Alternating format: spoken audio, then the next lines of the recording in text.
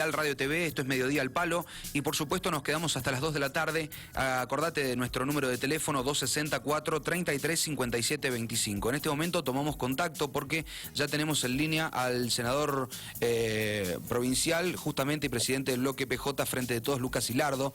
Está en línea con nosotros, Lucas, y lo saludamos. Bienvenido, te saluda Juan Manuel Martínez, bienvenido al sur de Mendoza.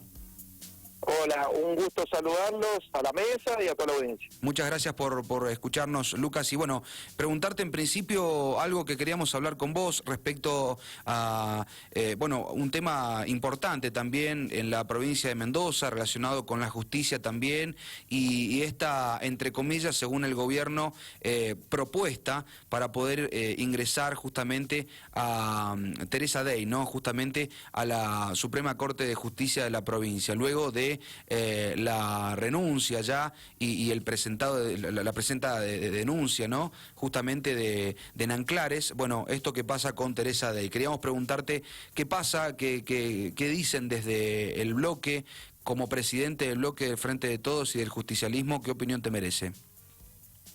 Bueno, mira, lo que sucede con Teresa Dey es, te voy a pedir un favor, si es posible, sí. Tengo un retorno muy fuerte de lo que yo voy hablando. Ahí intentamos, si sí, alejate un poquito, pero ahí lo estamos intentando resolver con la operación. Decinos, te escuchamos perfecto. Bueno, el tema con Dey es que tenemos dudas, unas dudas que son razonables, porque por algo la Corte nos ha aceptado una acción de declaración de certeza. La acción de declaración de certeza lo que busca precisamente es allanar las dudas que hayan para que no se produzca un daño en el futuro. Es una acción, por supuesto, que está reglamentada en nuestras leyes, nuestros códigos, y busca eso. Y ustedes saben que hay muchos juristas especializados y muy prestigiosos de la provincia de Mendoza, como el doctor Pérez Walde, que han expresado públicamente que la doctora Dey no tiene los requisitos que exige la Constitución para ser miembro de la Suprema Corte. Bueno, frente a las dudas que surgieron en el ámbito jurídico, como senadores tenemos la responsabilidad de votar, entonces nos presentamos ante la justicia para que nos diga la Corte si cumple con los requisitos constitucionales para ser miembro de la Corte. Bien. Es simplemente una manera de allanar esa duda de que no haya responsabilidades penales ni para el gobernador, ni para la doctora Dey, ni para los senadores que tenemos que votar, y que por supuesto haya un proceso transparente para alguna decisión tan importante. Más allá de que es realmente triste o preocupante que estemos discutiendo si una persona o no tiene las condiciones mínimas que exige la Constitución. Generalmente se ha caracterizado la justicia de Mendoza por tener nombres notables, hombres y mujeres notables, y que en este caso esté en discusión las condiciones mínimas, hace que la verdad que sea bastante triste, pero es una obligación que tenemos como senadores.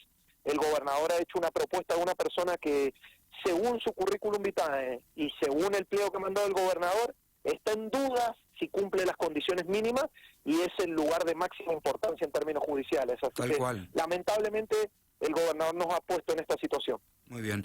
Y uno inmediatamente piensa, ¿no? ¿Qué pasa con la independencia de poderes a la hora de una propuesta, como lo dice el gobierno provincial, ¿no? Digo, la independencia de poderes a la hora de lo legislativo, lo ejecutivo y lo judicial, ¿no? Porque entonces, por ahí esta confusión que surge en la población, Lucas, referido justamente a una propuesta que hace el ejecutivo, ¿no? ¿Cómo es ese mecanismo que a veces cuesta tanto entenderlo? Mire, hay diferencia de poderes, hay independencia de poderes, pero sobre todo hay controles entre los poderes. El rol del poder legislativo es un rol de control sobre el ejecutivo en muchos casos. El rol del poder judicial es un rol de control muchas veces sobre las acciones que hacen el ejecutivo y el legislativo. En este caso hay una cuestión central, que es la Constitución provincial. La Constitución provincial establece que una persona que va a presentarse como miembro de la Corte tiene que cumplir dos requisitos. Bueno, si el gobernador ha decidido mandar a una persona que hay dudas respecto a si cumple esos dos requisitos, le corresponde a la Corte determinar si es constitucional el pliego que ha enviado.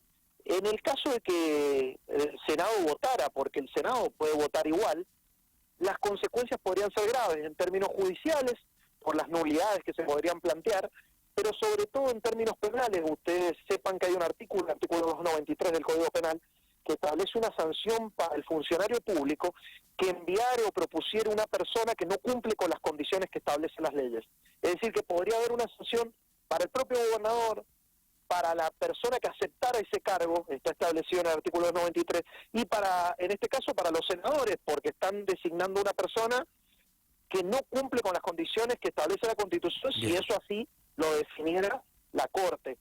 Si el gobernador hubiera mandado un pliego de una persona que cumplía avesadamente o sobradamente esas condiciones, no tendríamos esta discusión.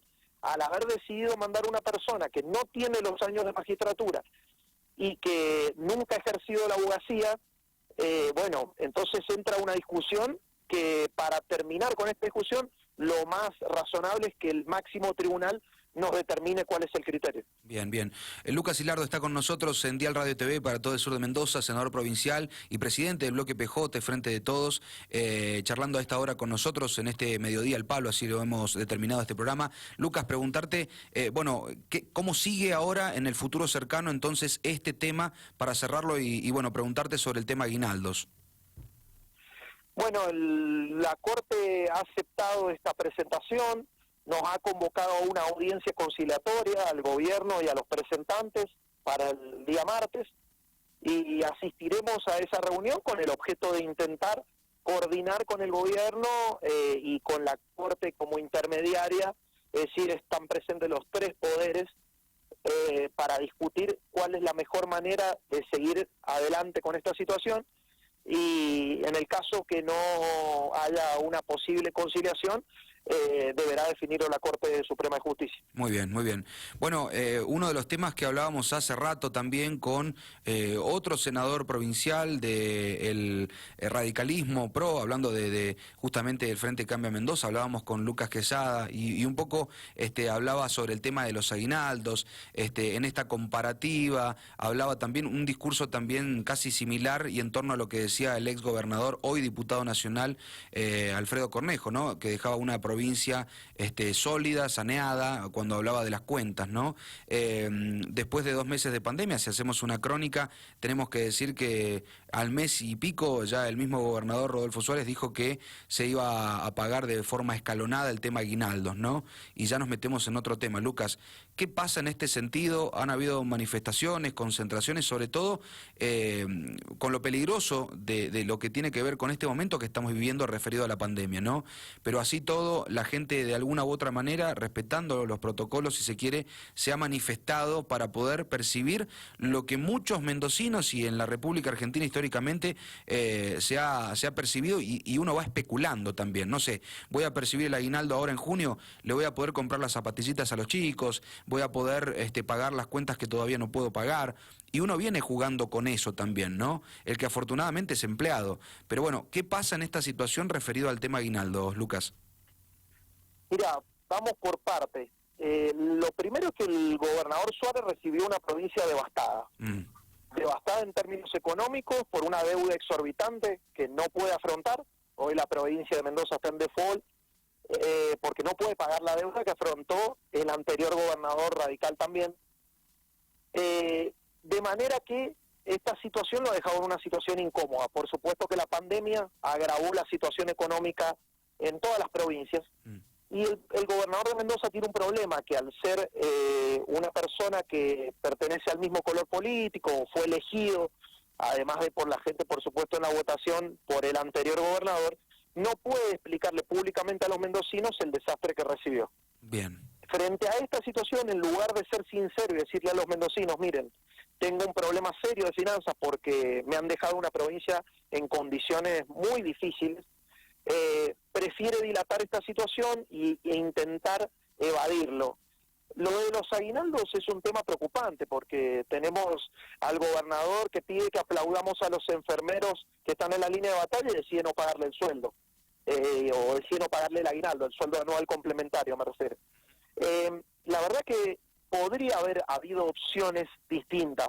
podría haber buscado un escalonamiento a través de los sueldos, es decir, dejar a los funcionarios con más alto sueldo para después.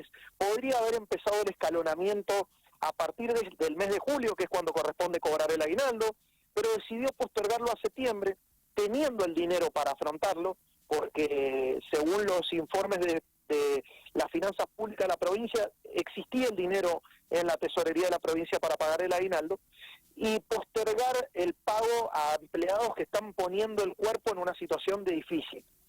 La verdad que es una decisión que ha tomado el gobernador, que intentó vender que la tomaba con todos los intendentes, y después empezamos a observar que todos los intendentes, inclusive los intendentes de Cambiemos, deciden pagar el aguinaldo. Entonces, evidentemente hay una falta grave de conducción política, de decisión política, pero además de una falta de sensibilidad por parte del gobernador, que por supuesto los legisladores del Frente Cambia Mendoza no pueden explicar, porque no pueden explicar el endeudamiento escandaloso del gobierno anterior que ellos avalaron, y no pueden explicar por qué el gobernador decide no pagar los sueldos y todos los intendentes de su propio partido sí los pagan. Bien, bien. Entonces uno cuando inmediatamente lee, las cuentas de la provincia, ¿no? Y teniendo en cuenta eso, nosotros acá, desde el sur de la provincia, cuando estaban en campaña, venía el ex gobernador Alfredo Cornejo de la mano con su candidato Rodolfo Suárez, y bueno, un poco decían esto de la provincia saneada, de las cuentas y demás, ¿no?